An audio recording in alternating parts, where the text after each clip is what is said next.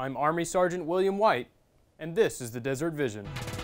Coming up, we take an in-depth look at Army aviation in Afghanistan, and Task Force Sinai returns a key member to the team.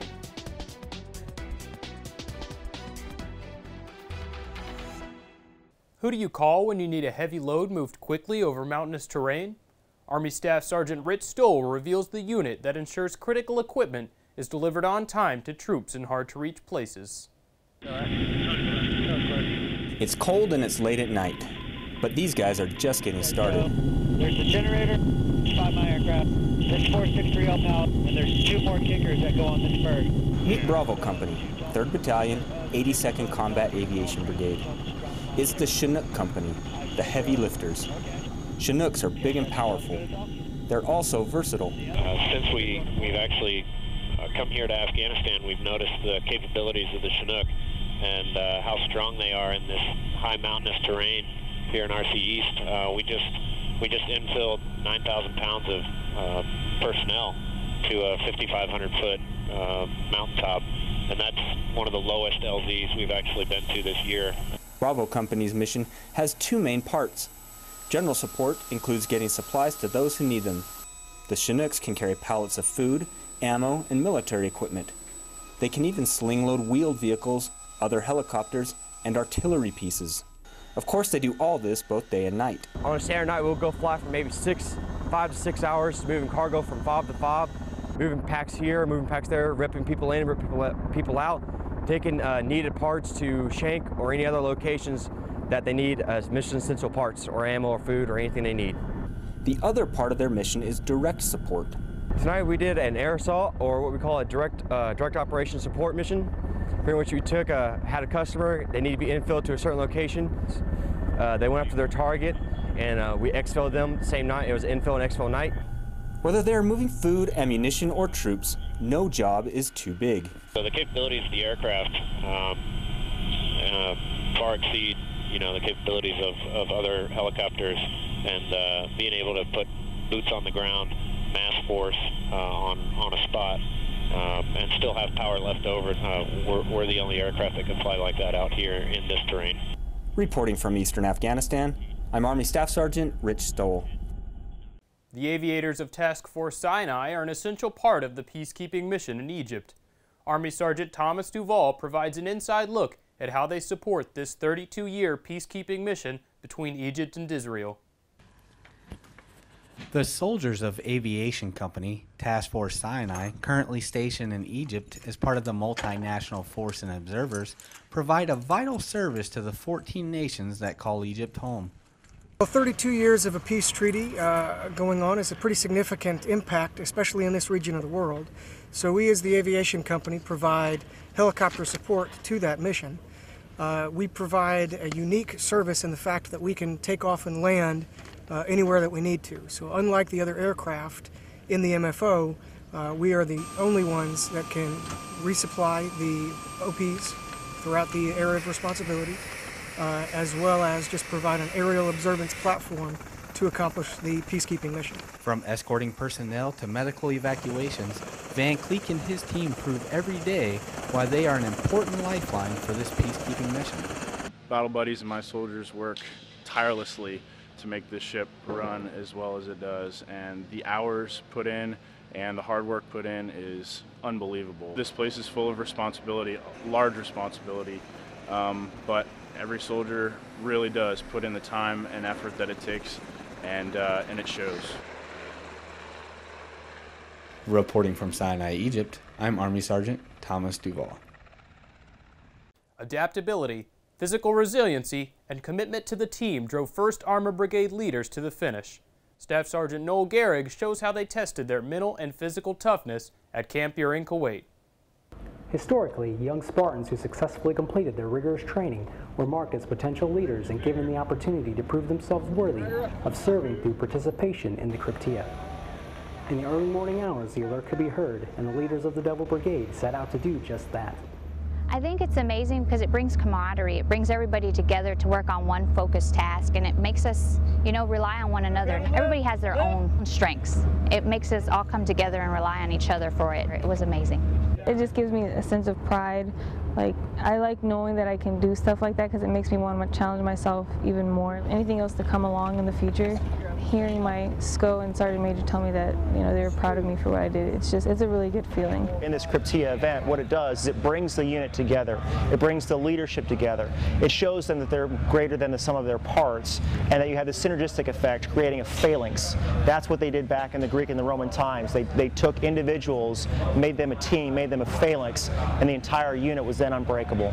Not only did you withstand something that was physically tough, you got to be up at 3 o'clock in the morning to be out in this formation that they alerted us for, having your pack all packed up together, doing this long run, and then getting everything done, and then at the end to just see everybody and everybody be excited together to just finish the event was amazing. In ancient times, men of war would bring a plank of wood to secure passage and invest in the foundation of the unit sailing to meet their enemies. As a symbol of the foundation of America's 1st Brigade, a wooden plank was awarded to each double brigade leader who completed the CRPTIA. Reporting for the 1st Armored Brigade Combat Team, 1st Infantry Division, I'm Army Staff Sergeant Noel Gehrig.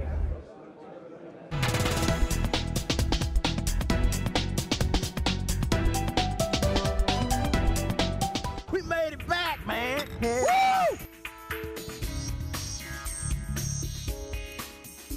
These are not the actions of a bro soldier. Bro soldiers are brave enough to take away the keys. They are responsible and use a designated driver, and they are on point for their fellow soldier. Law enforcement is cracking down on drinking and driving. It can cost your life and the lives of others. Be a bro. Don't drink and drive.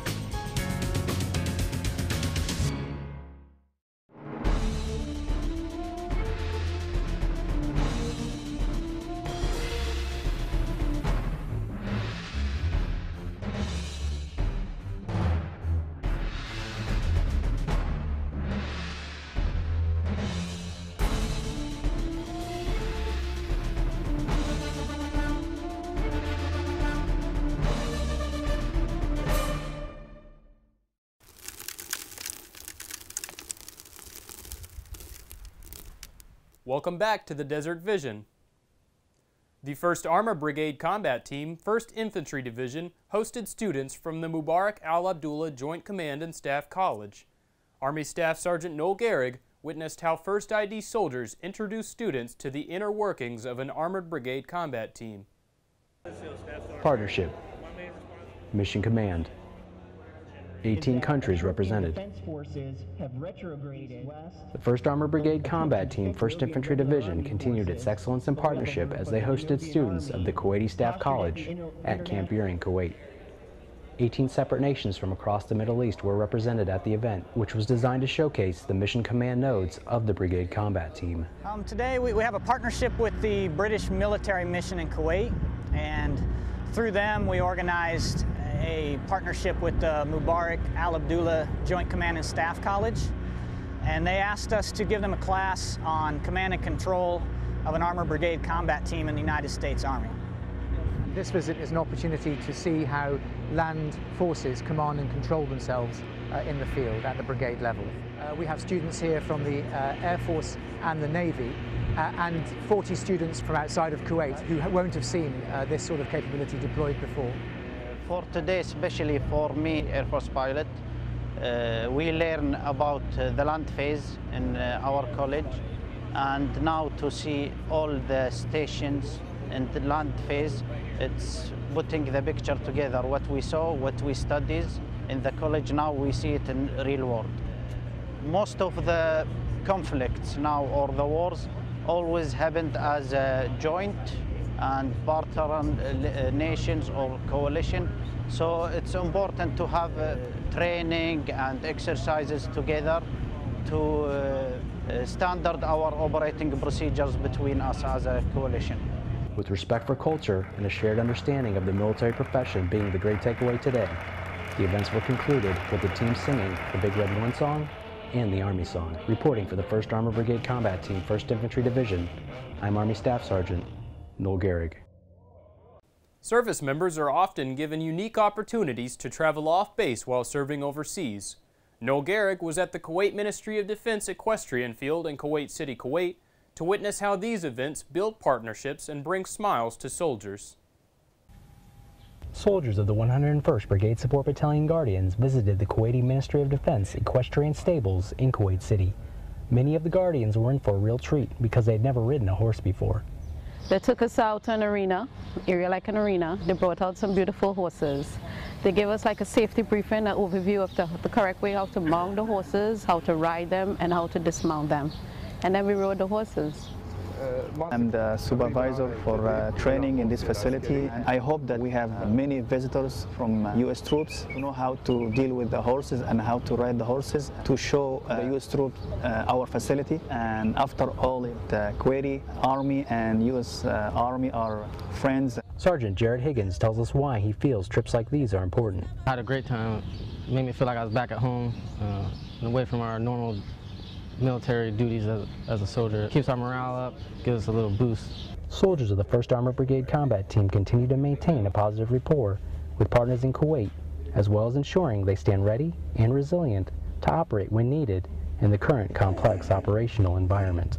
Reporting for the 1st Armored Brigade Combat Team, 1st Infantry Division, I'm Army Staff Sergeant Noel Gehrig.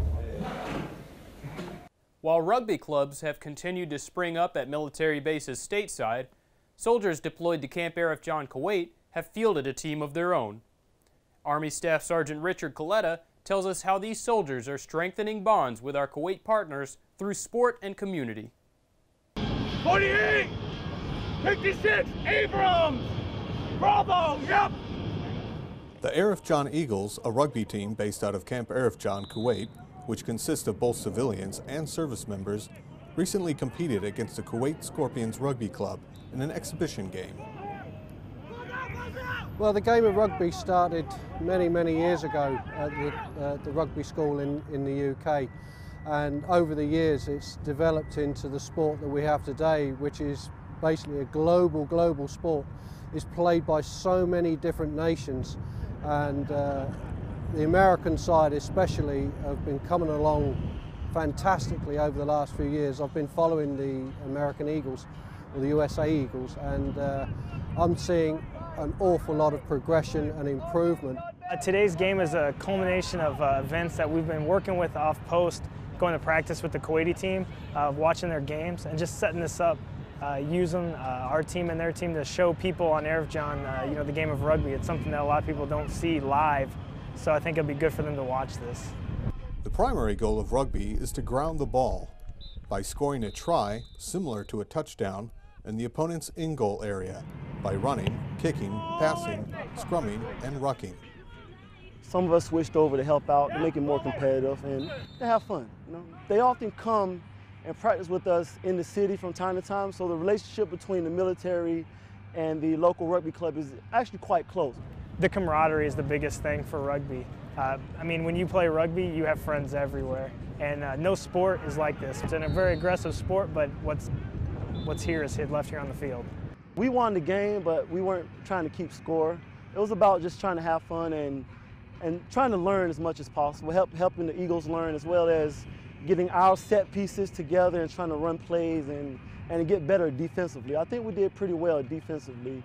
The Eagles ended up scoring 2 tries, I believe, and that was good. In the end, despite the falls, bumps, and bruises, the players shake hands and hug, departing as friends and proving that what happens on the pitch stays on the pitch. Staff Sergeant Richard Coletta, Camp Arif John, Kuwait. The holidays are upon us, and although many are serving overseas, there is still plenty of holiday cheer to be shared. Regardless of your faith, the holiday season is widely understood to be a time of joy and goodwill, and service members don't have to look hard to find lights and festivities.